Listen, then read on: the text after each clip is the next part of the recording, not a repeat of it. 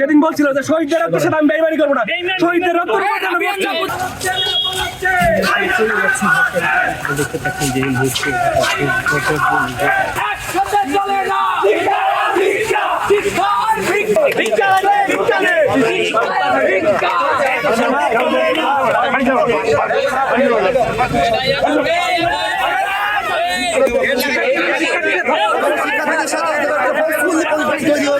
এখানে সালাউদ্দিন আহমদ আবু সহ শিক্ষার্থীরা গেটটা আটকে দিচ্ছেন এবং বিশ্ববিদ্যালয়ের প্রক্টর তিনি এখানে গেটটি খুলে প্রস্তাবকে ভিতরে নিয়ে যাওয়ার চেষ্টা করছেন।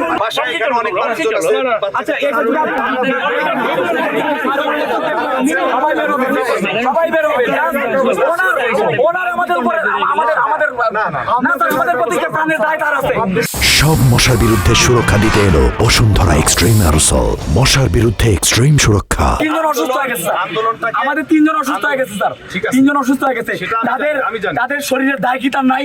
অবশ্যই অবশ্যই। ওইখানে একবার আসতো না কেন?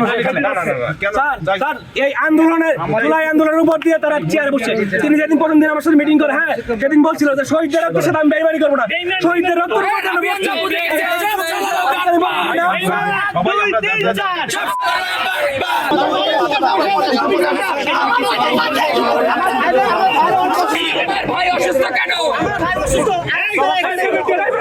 আমার ভাই 24 ঘন্টা বসে আছে।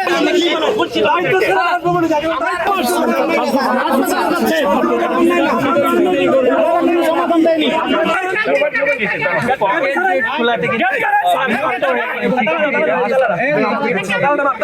বাবা জানা তোরে